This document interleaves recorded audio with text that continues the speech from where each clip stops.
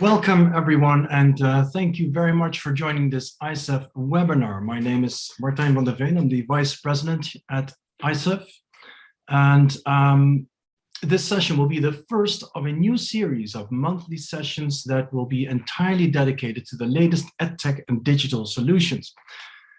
And with that, I mean those EdTech and digital solutions that are relevant to you, those digital solutions, tools, services, and products that are, as I mentioned, directly and indirectly relevant to you, professionals in international student recruitment, whether you're an educator, an agent, or an industry service provider.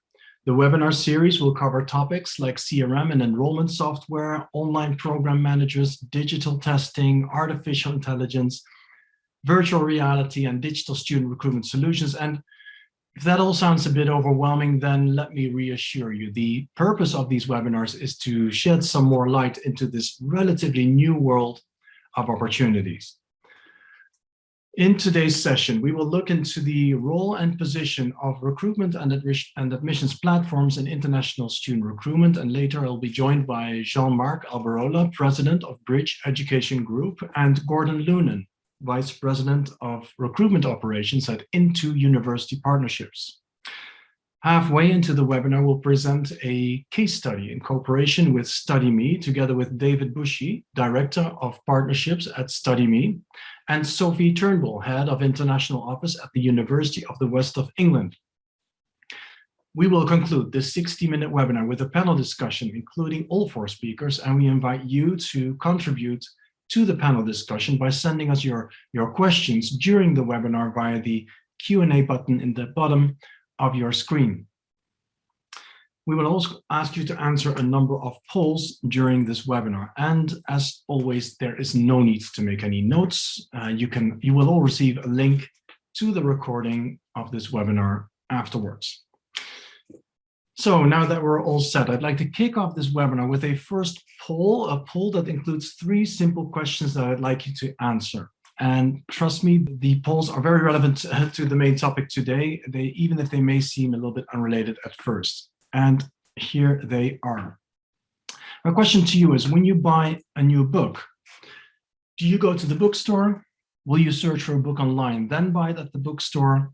Or will you search for a book online and buy the book online? And as you're answering that question, your second question is, when you buy a new car, you go to the car dealership, or you search for cars online and then go to the car dealership, or you search for cars online and buy the car online. And then your third, and scroll down to see all the questions, when you want to buy a new house, what do? You go to a real estate agent, or you first browse for houses online, then go to the real estate agent, or you say, hey, what? I'll just search for a house online and I'll buy my house online. I'll let you answer these questions, and I admit that there are way more buying processes that exist, but your answers will be very valuable, as I mentioned, for our main topic. And as you are answering these questions, I'd like to welcome my first 2 guests, JEAN-MARC ALBEROLA, President of Bridge Education Group, and Gordon LUNAN, Vice President of Recruitment Operations at Into University Partnerships. A warm welcome to you both, and can I ask you both, JEAN-MARC and Gordon, for a brief introduction and an indication of your affinity and link to the main topic, the recruitment and admissions platforms. Gordon, why don't I start with you? Well, thanks for the kind introduction, Martin, and thanks for having us on the call. So I work for Into University Partnerships. As some of the attendees in the call will know, we partner with universities in the UK, US, and Australia, and we help them to internationalize their campuses, working with them to deliver increased international students through our recruitment network of offices overseas. So we have been participating in and watching very closely the rise of really quite significant transformational change that's happening in the digital edtech recruitment landscape. So great opportunity for us to get together on a call and have a bit of an open discussion about what's happening now and what we think might be happening in the future. Transformational landscape, it's very well described. JEAN-MARC. President of Bridge Education Group. We've been in the education space for over 30 years as language schools and as pathway centers. And I think it was in 2015, together with Bonnet Consulting, we put together a research on the pace of adoption of agents with universities. It was quite extensive and well received. Although we've pivoted right now and looking at the space of marketplaces in a different area with the teacher marketplaces, the topic of marketplaces is one we're looking at very closely and very interested in. So that's my background. Great. Well, thanks for joining. Today, the focus is indeed on the recruitment platform and admissions platforms that are B2C, business to consumer, and we'll use and show the first poll results a bit later in the discussion. But to get started, JEAN-MARC, if I may, over the past years, and especially during the pandemic, we've seen a rapid rise in these B2C admissions and recruitment platforms, not just in the number of such platforms, but very much also the rise in terms of the often very advanced services and tools that they provide. Where in the early days, they were mainly, let's say, online libraries, search tools, listing schools and institutions worldwide. Now we seem to be heading to a full end-to-end AI-powered, personalized, smart recruitment platforms that aim to cover the entire student recruitment funnel, from exploration to application to admission and enrollment, and often even beyond that. In your view, is this indeed the typical objective, the typical model for recruitment and admissions platforms of today and tomorrow to cover that entire recruitment funnel, or do other models exist as well?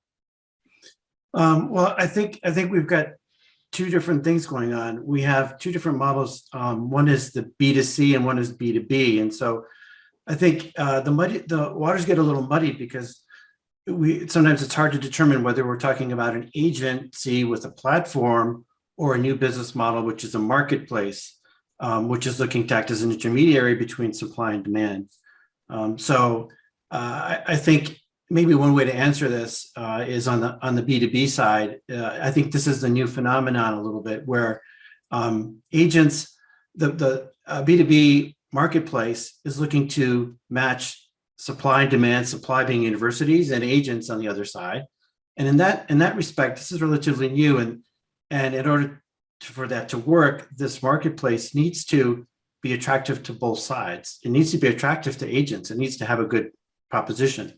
I think what we're seeing is that agents are looking at this new, and rightly so, as businesses, they're margin conscious. They're worried about their margins. How is this going to affect their commission rates? And what piece of the transaction is the marketplace going to take? They're also looking and saying, unlike a B2C model, this is going to be a long-term relationship. I'm going to be coming back to this marketplace every time I have a student. If it's a B2C, you're the student. How many times are you going to go study overseas internationally at a university? Maybe once in your lifetime, right? Maybe graduate school afterwards. But so there's that piece as well. So you're going to see these B2B marketplaces really look to attract agents, maybe sweeten the deal, maybe make something a little bit more attractive than what we saw in the past, which we reported on earlier, which was this idea of master agent, sub-agent, which from a margin perspective didn't go very well for the agent. I think if you look at these B2B marketplaces that are coming up now, they're looking to really make it attractive for the agent. Even say, hey, we're aggregating universities and we're using that negotiating power to increase commission. Now, when you work with us, you'll get more commission than you did before, maybe offer software as a service. And then lastly, the other reason that, that this is attractive for in the marketplace, oftentimes has a trouble between so universities place easy, the proposition for an agent to say, for a school to say, you're going to aggregate agents for me, that's great. But for, I think I got stumbled there with the internet. Sorry about that. Seems to be okay now. Yeah. Okay. So I think for the agent, it's a little bit different in that case. Yeah. Talking about internet connections, all these new models are of course completely dependent as well on a working internet connection, which is another factor that comes to play here for these platforms as well. But going back to the B2C and the B2B model, Jean-Marc, I would hope that that is a very black and white comparison. You've got the B2C and the B2B models, but I believe you alluded to that earlier. There's a very blurry line between them. Would you agree? Yeah, I think it goes back to the supply and demand issue. You have maybe a marketplace that came in, has a DNA as an agency, now is proposing to be a marketplace, and is looking to attract students. But if that's hard on the demand side to find those students, and the cost of acquisition to find those students is hard, and they're trying to achieve growth, they're going to say, well, maybe we need to work with agents as well and bring them into the picture. And so I think the challenge is to say, you're doing hybrid. You're trying to be a B2C marketplace and a B2B, and there is a little bit of a conflict. This goes back to, we talked about agents being rightly concerned with the effect on their margins, but now they're looking at this marketplace and saying, but you're also going direct to the consumer. You're competing with me, but you want to be my friend at the same time. So, one simple way of looking at it is say, when you go to Expedia, these on the travel side, they really disintermediated the agent. It was consumer B2C, right? For the travel. To what degree did they engage with travel agents? It's not to say that it can't be done, but it becomes more delicate. And that's where you see agents a little bit more raising their eyebrows at this and what's in it for me, and are you not a threat? Yeah, such an interesting conversation, exactly what we're addressing today. Indeed, that relationship between agents and these recruitment platforms. Gordon, what is your view on the role of not the role of the agents, of the position of these platforms towards agency? Well, I'll pick up on one thing that JEAN-MARC said. I think I agreed with 99% of what he said. But I think there's one thing that I would say in that this concept of aggregation, it's certainly accelerated. And I think, like a lot of things in the tech space, what you've seen is COVID has become an accelerator for anything that is tech leading. And certainly when you start talking about aggregators or aggregation, what we've seen is over the last 2 years, certainly a lot of interest and a lot of focus on this new business model. But it's fair to say that those of us who have been working in the industry a long time, like yourself and your market, I think we've seen iterations and versions of aggregation. I think it's always been the case that those who hold IP, and in this case, it's established agents operating in local markets, have used that IP to generate additional enrollments through local networks, through local channels. I think what's interesting about what's happened in the last 2 years is that's happened, and it's happened at a real pace, and it's happened at a real pace online. And I think that's the big change, has been the introduction of the platform. And the various platforms that are out there. And that has obviously brought a lot of focus and attention because tech promises everything. And certainly the world we're living in, people are talking a lot about what the next stage in tech will be, and education is not immune to that. In terms of how it's impacting agency relationships, I think what's interesting is that the established local agents in diverse markets, they still hold actually what a lot of these aggregators want in terms of university partner contract IP. So they have a very strong position in that respect. What they don't necessarily have at the same level as some of the more powerful aggregators have is the tech to support it. So they've got a very, very strong counseling operation, but maybe not as strong a platform operation. And that's quite an interesting dynamic that's happening, because on the one side, they control the IP, which is the basis for the commercial model under which they're recruiting, but maybe they don't have the platform that allows them to recruit at the same volumes. But having said that, I think the original question was what's happening, what's the impact? And I think it's fair to say that local bricks and mortar counselling operations are absolutely going to be feeling the squeeze. So we're seeing this, and the evidence is there that people are these local agents, they are moving into the online space, they are moving into that aggregator space, but there's a bit of catch up to go, because some of the larger aggregators, they're certainly receiving large amounts of investment, and that creates barriers to entry, which are obviously going to be very difficult. But the reality is what is happening, and with these new platforms, is that they're solving a need. For a lot of us over the last couple of years, we've been locked up, we haven't been out. So what used to be perhaps 10, 15 years ago, students using education technology platforms for discovery, what do I want to study, where do I want to go, that's expanded much further down the journey. Whereas potentially a few years ago, it was discovery happened online, but everything else happened offline. You know, the journey from the exhibition to the agency office to the application to the enrollment was fairly linear. That's no longer the case, and that's being reflected in our much more complex online recruitment environment that we're now enjoying and living in, for sure. Great. Well, it's indeed true that these platforms play a bigger role, or a role deeper into the recruitment funnel. And it sometimes sounds like all these platforms have the ambition to be that online one-stop shop, like an Amazon, excuse my French, for prospective international students, which brings me back to the poll about the book, the car, and the house. Let's pull up the results. As you can see, most people will buy a book online, but not many, some buy a car or a house online, right? So I use the book and the car and the house as an example for a reason. It surely doesn't surprise us, as we can see reflected in the results, that we don't mind buying a book online. There's no risk, not much risk. The process is quick and easy. It's not a life-changing decision. But when it gets to important decisions like buying a car or even a house, decision with a very high cost and high impact on our lives, we're way more cautious and careful before we make our final decision. So we will search for information online, but we want input and advice from peers and professionals, from people who we trust. And I believe that is exactly what we are discussing today when we look at the position of recruitment and online platforms in international student recruitment.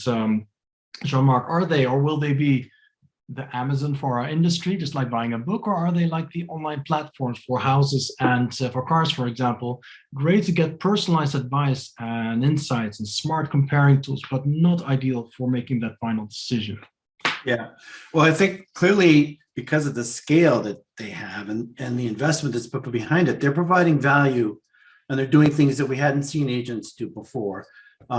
So you clearly, one of the holy grail, universal application, partnerships with banks, so that a foreign student could open a bank account and maybe get a certificate to show they have the funds to study, partnerships with testing companies to get vouchers and lower prices. All those kind of things add value. I think what's happening is it's whether it's a pure marketplace or whether it's starting to get vertically integrated. And I think what we're seeing is, in the case of a marketplace that originated as an agency, DNA is an agent, it's going to try to act as an agent at scale. And so you talk about counselors, think about a big agency as opposed to an individual agent. These marketplaces are going to have counselors. And in addition to the electronic side of things with the software, which really is impressive and really does make the experience better. So I think we're talking about as it morphs and changes, and that's a scale and it gets blurry. We're talking marketplace, huge agent. And that's why I make that big distinction between the B2C and the B2B, because B2B is a whole different proposition. It's embracing agents and saying, we want to work with agents, that's our model, as opposed to the B2C side, which I see as more of a threat to the smaller agency. And if there's time later, we can talk about that, the smaller agent individual counselor still has a role as an individual. I think they're very alive and well in the United States domestically. So there's a model there to say they still can serve a very good purpose, but some things need to change, I think, on that.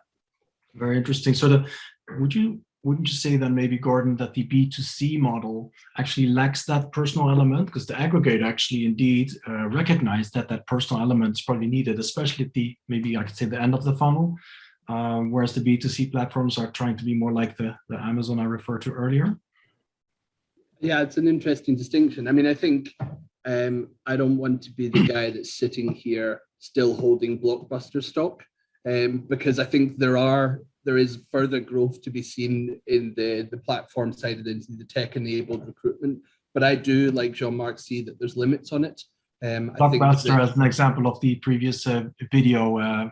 Sorry, apologies. That might not be a international audience. Yes, it was once the largest stock in the entertainment industry, but quickly overtaken by Netflix. But I like Jean-Marc, I see limits to it because, as your poll suggests, investing in education is not the same as buying a book. Certainly not the same as buying a house. It's somewhere in between. And that personal touch, that local connection to somebody who's a trusted counsellor, a partner in the enrollment journey, that's still important. And how do I know it's still important? Because it's still a large source of, majority of students who are coming via an agent are still coming via that bricks and mortar counselling. Now that's changing, as a percentage of the total enrollments, it's not 100%, but it's certainly still the majority of enrollments, from what I can see, are coming through a more traditional face-to-face counselling.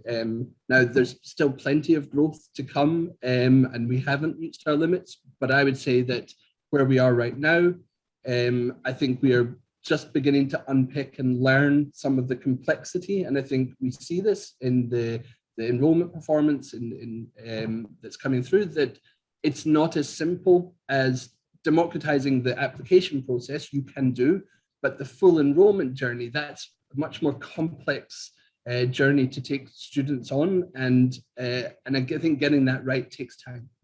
Yeah, no, so true.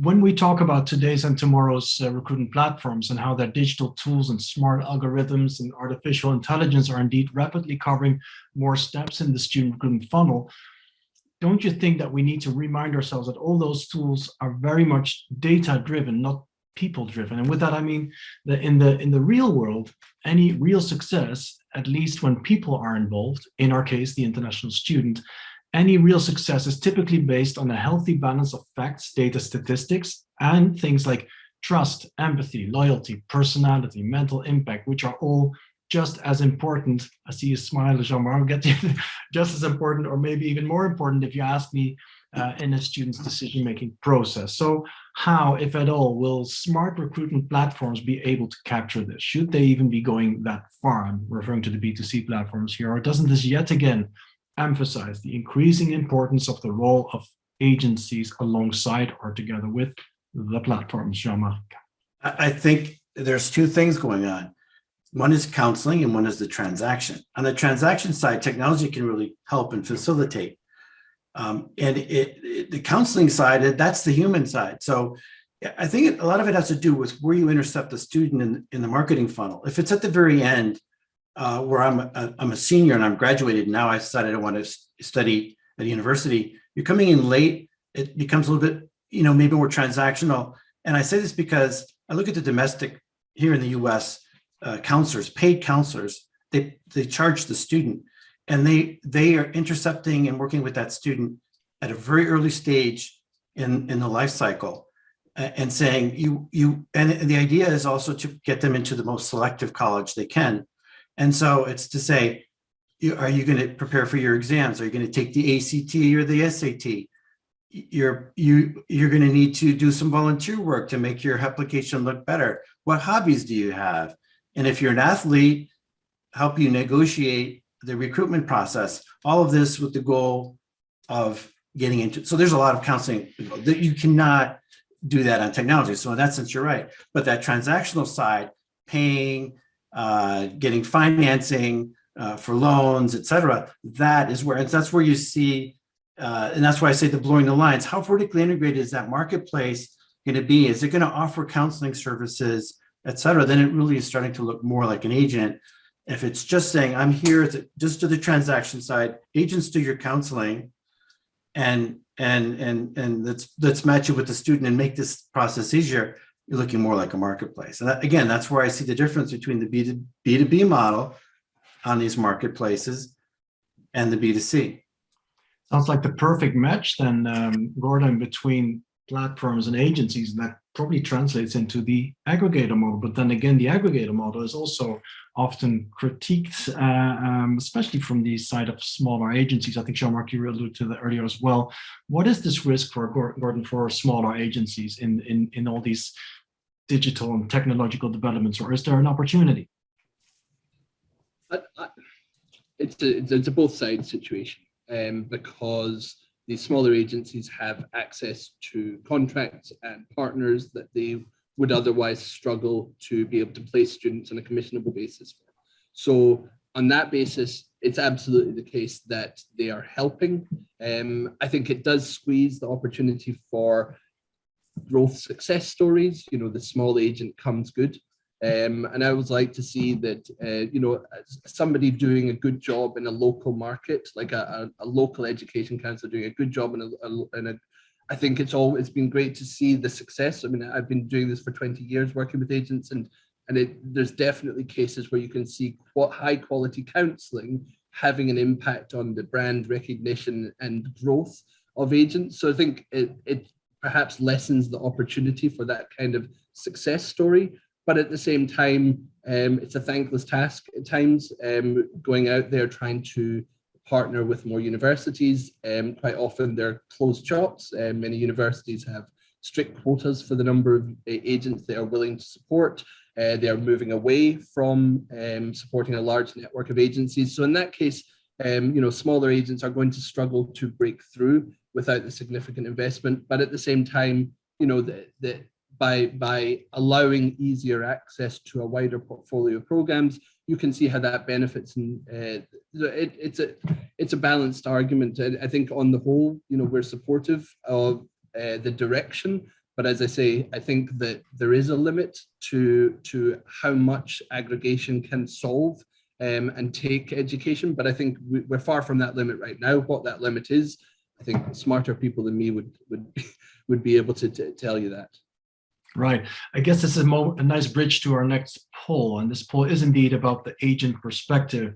Here it is, the agency perspective. For agencies, online recruitment platforms, A, provide lots of new business opportunities, or B, are nice to have, extra recruitment tool, or C, are not that relevant. D, force agencies to rethink their role and services, or E, are serious competition. So as you'll notice, from A, lots of opportunity, to E, a lot of competition, or three options in between. And I'll let you vote on that poll. We also have a poll later to look at the platform from an educator perspective. Jean-Marc, which one would you have picked from A, B, C, D, E? I don't have the poll in front of me. I turned it off. I'm sorry. But yeah. Well, it goes from, do you see lots of opportunity or big competition, or in some? Oh, yeah. Okay. Well, I think this goes back to, is it smaller agent or larger agents in the platform? I would argue that smaller agents are going to be particularly attracted to the B2B model because for what Gordon said, you know, they can't have relationships with hundreds of schools, and so this is a way for them to get commission for schools that would. And I think the larger agents are going to be wanting to do this themselves. And I think this goes to the perspective for educators as well. I think what the industry needs is competition. We want that. We want to have more. Educators need to be careful. I know they're very attracted to this idea of aggregation on the agent side because they know they cannot, assuming the university cannot manage hundreds of agents. So they like that, but at the same time, marketplaces as they're successful and as they consolidate market share, they tend to raise the cost of the transaction. So think about your commission rates going up. So I think they need to be realistic about that. So I think they should be multi-tenants of these marketplaces, meaning they should engage with many marketplaces. And we're going to see this blur as we see agents really with sophisticated platforms that are larger, that are going to be able to emulate, you know, the marketplace as well. That blur is very much reflected in the answers that we have received on this poll. Indeed, you see there's no clear winner. Some think it's a great opportunity, some think it's serious competition, and then there's anything in between. I think what most people do agree on is answer C is not the right answer here. You know, it's they are relevant, but then you have those that see this as an opportunity, those see this as a threat, and each of them, of course, for good reasons. I see some questions coming in, and we're going to address the questions towards the end, but there's one that I see here from Jane Zhu, and she mentions, and maybe went a bit too fast indeed, that she heard us talk a lot about B2B and B2C models. Jean-Marc, can you maybe highlight once again for our audience what's like in black and white in this case? What are the main differences, although we know that there's a blurred line between them? Well, I think the names make it easier to understand. So B2B and B2C. B2C, business to consumer. So on the one side, supply, the university is the business, The marketplace is in the middle, and then on the other side is the consumer, in this case, the student, right? That's a model that would imply it's disintermediating the agent. A B2B marketplace is the marketplace in between, the platform, if you want to call it that. You have the supply on one end, the universities, and then the other is the business. An agency is a business. It's, in order to be successful, it has to attract both. So by default, you're going to say it's going to want to play nice with agents. It's going to want to make this an attractive deal from agents. And that's why if you look at the models, so I say this, what's changing a little bit here is what we saw before was the master agent sub-agent relationship, where the margins weren't working so well for the agency.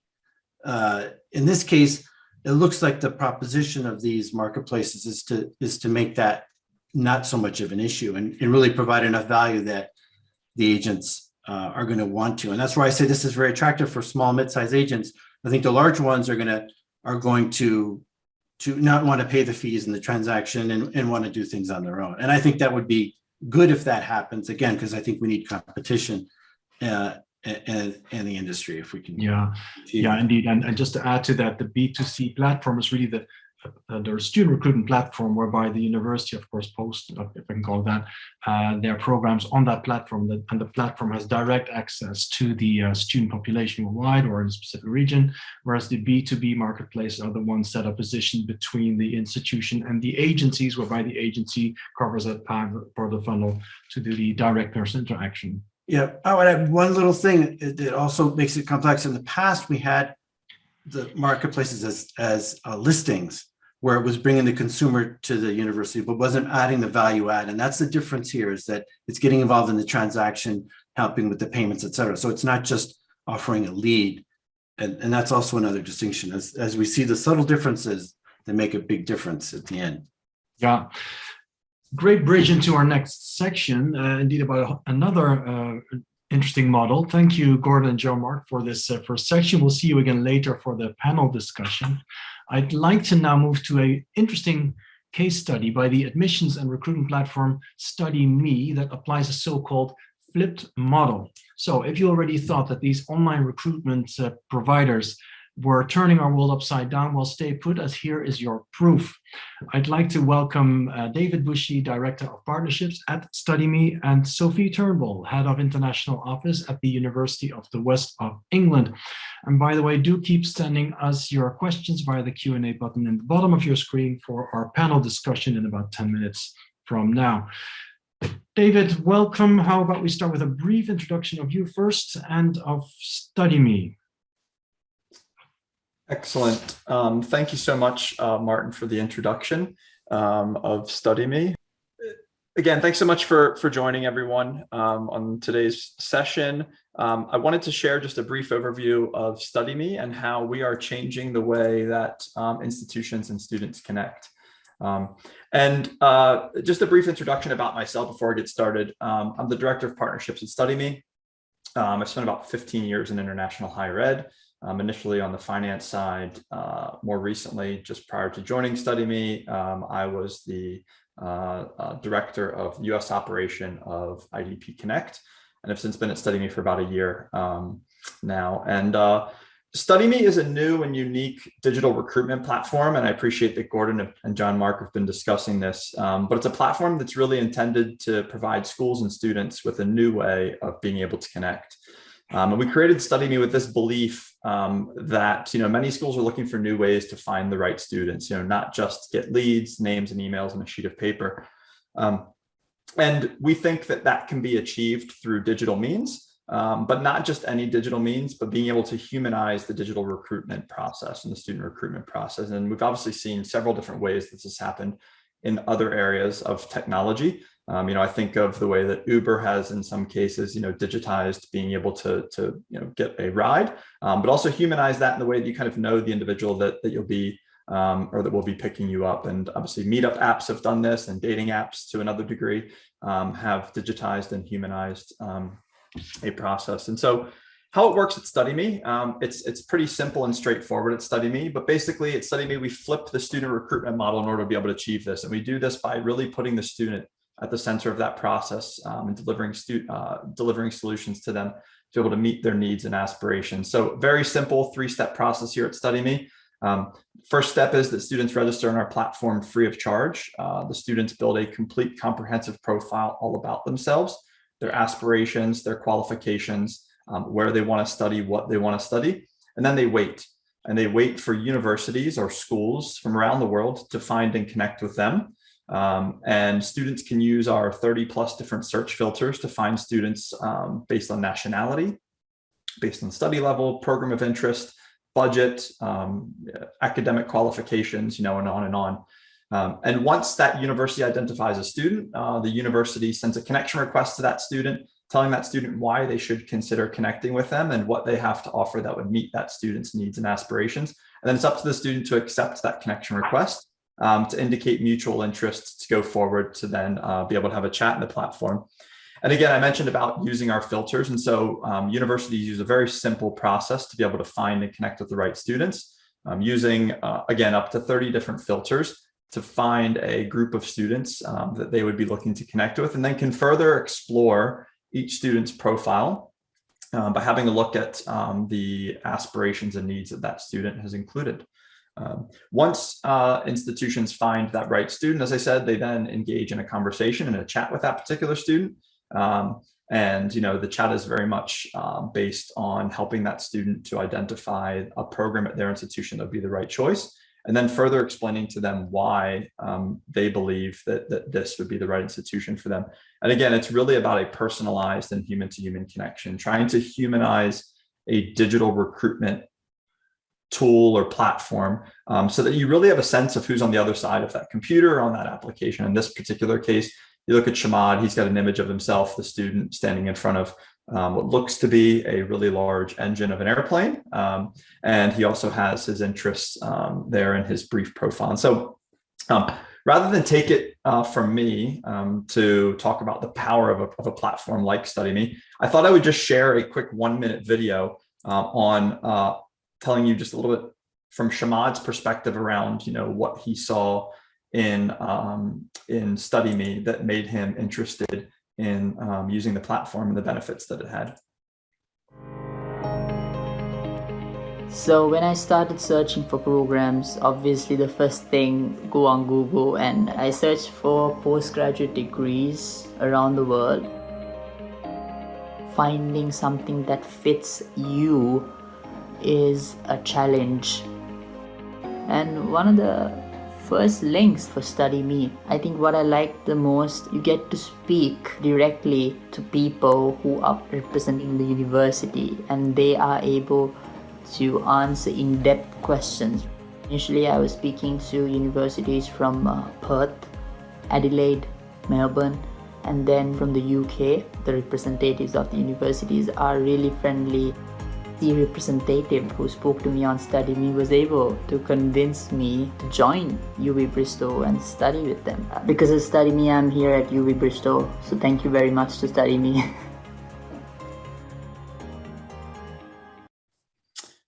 Thanks. And so with that, I think I'll turn it over back over to Martin to move on to the next segment of our today's webinar.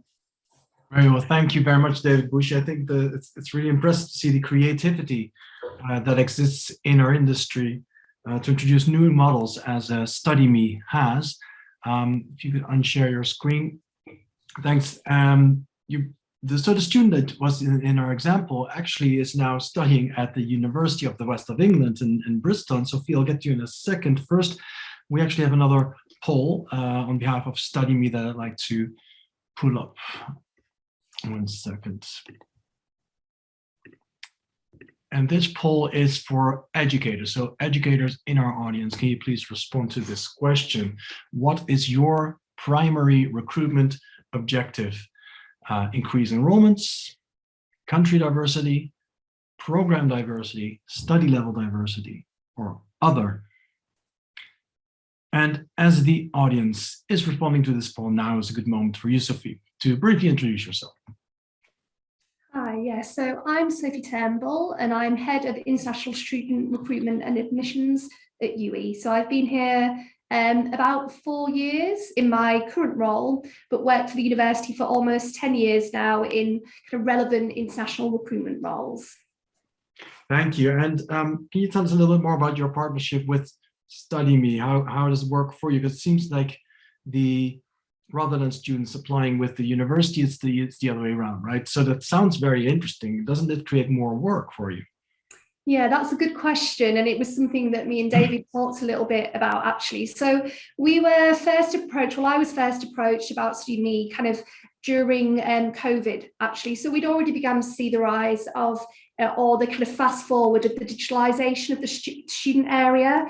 And UE, like a lot of universities, is part of lots of lead generation websites. So what really interested me was the shift of this, is kind of putting the student in the center of the journey and not them just a kind of almost passive part of it in some ways. So at UE, I like to think about myself and the university that we quite like to be early adopters of initiatives. So I really liked the fact it was new. It was only in the pilot stage. So actually when I was approached, it was really a pilot.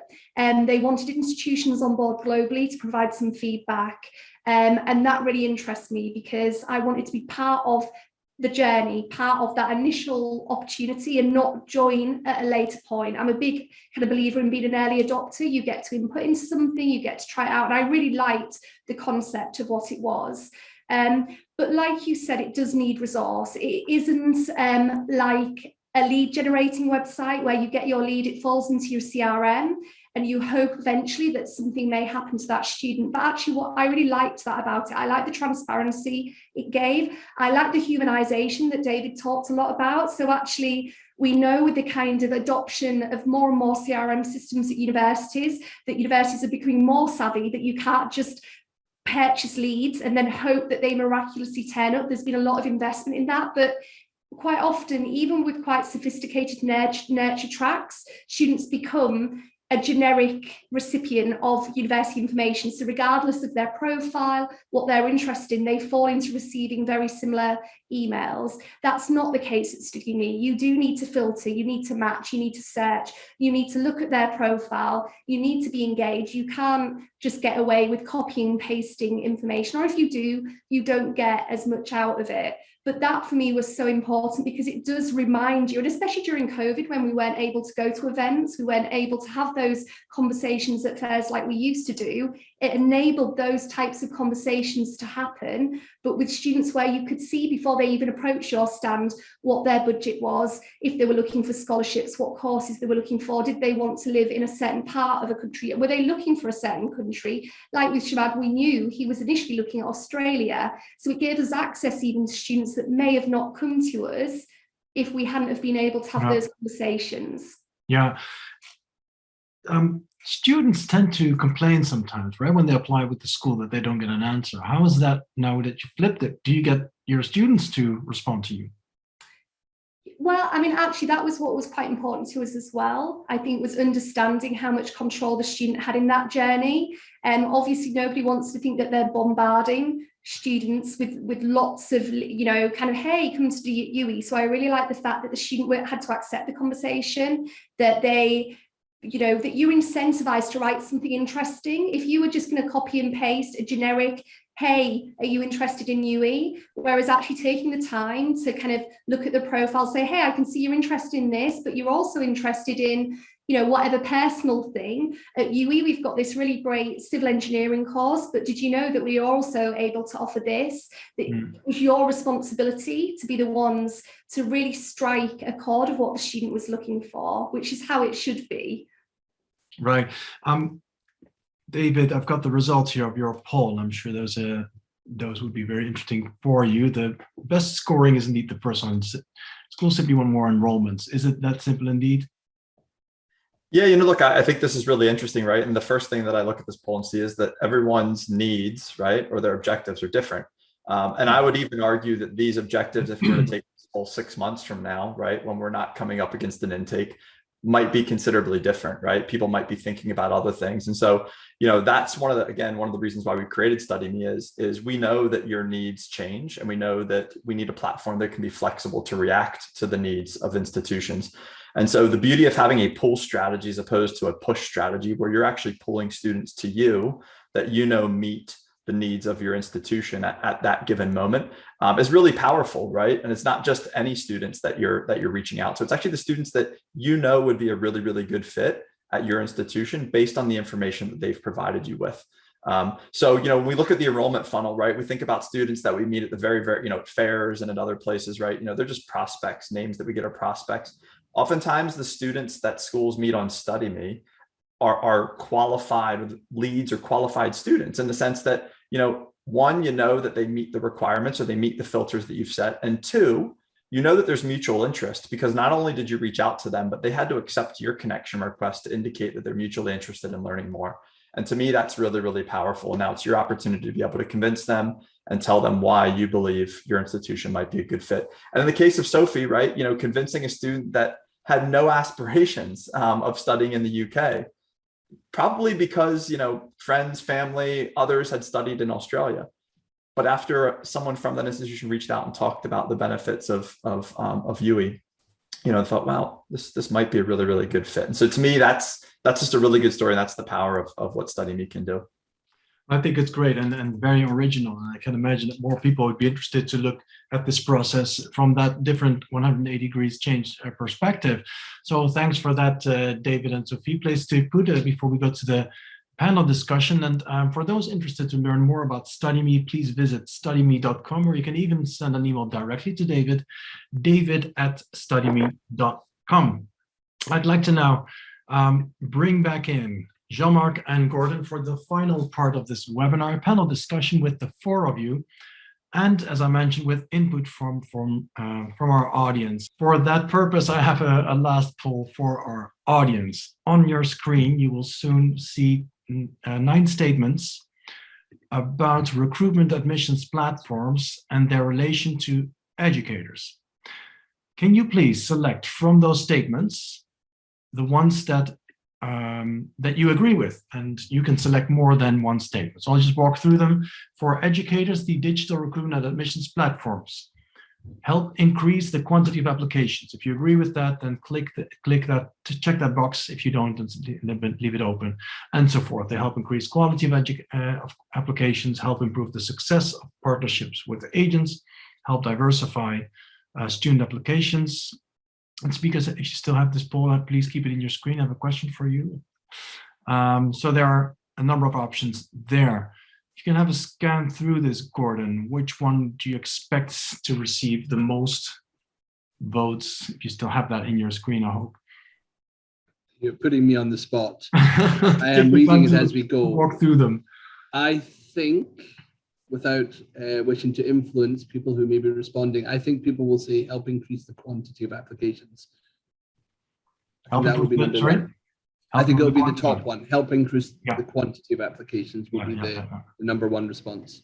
Yes, responses are still coming in. Same question for you, David. Yeah, I would agree. I mean, I think these technology and these platforms have improved the ability to be able to send multiple applications. Taking it from, what would have been a longer, kind of more analog process now to digitizing that. So yeah, I'm with Gordon, not to just take the answer that he provided, but I think that would be the one. Yeah. Well, let me show the results. Have a look. Lots of votes on many occasions, but you'll see that the highest scoring is indeed to increase the quantity of application, which I personally find fairly surprising. I would expect that these very smart intelligence tools actually help increase the quality of applications. Jean-Marc, what is your observation here? Yeah, I mean, I agree. It's a good point. I think universities, everyone's thinking they want more applications, more students. You saw that was the main interest. So focus on that. But I absolutely agree. Should improve the quality as well. That's where the technology using AI and to match, et cetera, should and being a filter should do that. That's one of the values. Yeah, I mean the quality also scored very high, of course. So, but it's an interesting result, and it's kind of all over the place. So I think people expect and already are experiencing, I imagine, a lot from the recruitment platforms. And looking at the time, I'll just shift now to the Q&A, because we received some questions from the audience. And here I have one for you, David, for StudyMe. Is it also a platform for secondary schools? Yeah, so I think the real benefit of StudyMe is that it's a platform to be able to find any type of student, right? So we've got students on our platform that are looking to study in all different study levels, from short courses to English language to post-secondary education as well. So yes, it's a platform that extends, to multiple different study levels and types of students. Great. Another question for StudyMe. So this platform is not for agencies, ? Yeah, so we are agent agnostic. We're not an agent. We very much sit in that discovery phase at the time in which students are thinking about and looking for institutions. And so even with that, I'd say that, 2/3 of the students on our platform either don't have an agent or say they don't want an agent at that particular time when they've completed their profile. So it's at the moment, we are piloting with a handful of agents, having them to be able to support students who are on our platform who specifically say they want an agent. At the end of the day, we want to deliver students with solutions that meet their needs and their aspirations. And if they want an agent and want us to deliver them an agent, then we want to be there to be able to do that. So we are piloting some of that at the moment, but largely the platform is for institutions to be able to find students and have that direct relationship with a student. Some institutions do choose then to suggest that student uses one of their agents in a local market. But again, that's totally up to each institution to find what's the right fit for them. Sounds like indeed an interesting model to consider, David, with everything we've said earlier indeed about the agencies. The next one from Ben Waxman. He apologizes in his question that it's a bit long, so let me read that for you. With the growth of digital marketing opportunities, early tools that were breakthrough at the time are now relatively simple plugins for marketeers and platforms, etc. Ben thinks that Jean-Marc is absolutely right that the lines between services, platforms, recruiting services are blurring significantly, and the students and institutions as consumers of these services have more work to do to understand the differences and advantages. The terminology to truly differentiate these services does not really exist. Here's the question, and thanks, Ben, for being so precise. I'll ask you, Jean-Marc, do you have advice to the institutions about how to understand what they are truly getting? How do they tell the difference between platforms versus services? Yeah. Hi to Ben. Great question. Interesting. I thought about this too on the technology side.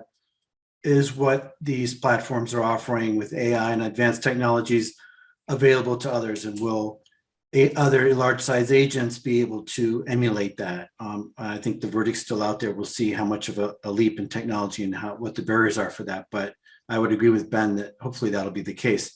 I think the key thing with universities is some realistic expectations. If you look at some of these models, it's to say we are offering a platform for thousands of universities and schools to be present.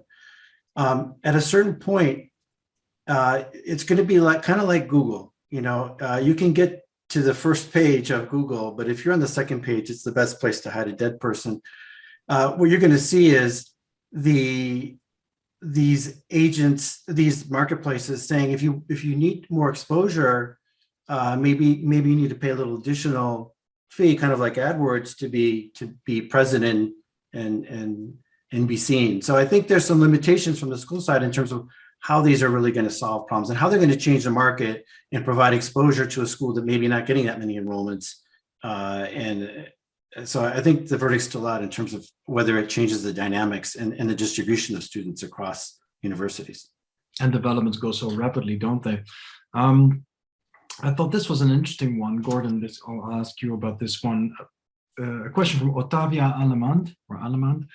What kind of new positions do you think we can expect for this market in the future? So I guess that links right to all these new platforms. What kind of new jobs should the international recruitment departments be thinking of? That's the curveball. Yeah, I think what you look at is you look at what are Google employing now? What are the lead roles at Google, at Facebook, at TikTok, and you say, well, that's what anything that these leading tech companies are investing in terms of people, that's going to obviously over time roll out to the platforms that we're talking about here today. I mean, I don't think I would be able to point to any specific roles. Jean-Marc, help me out, but yeah, that's the way I would answer that question. Interesting. Another question here from Patricia Robel. How does StudyMe, maybe Sophie, interesting for you, StudyMe brings students to the platform? What's the marketing process? Or maybe David, you're better positioned for the marketing process. Yeah, I'm happy to take that one. So there's kind of three main ways that StudyMe brings students onto the platform. One is through digital recruitment. And so it's students, finding us on Facebook, Instagram, Google AdWords, other things similar to that. The second way is through social media influencers. I would put that around students who have either used our platform or have a large following of college, university age students looking for new tools that exist. And then finally, it's just through word of mouth. So organically, friends and family, that kind of thing. And it's free for students to join our platform. So we're not charging the students up front. It's the universities that are paying to be able to find and recruit students on our platform. But again, they control that cost, universities do, because it's a one-way street in terms of who can connect with who. Students can't connect with universities on StudyMe.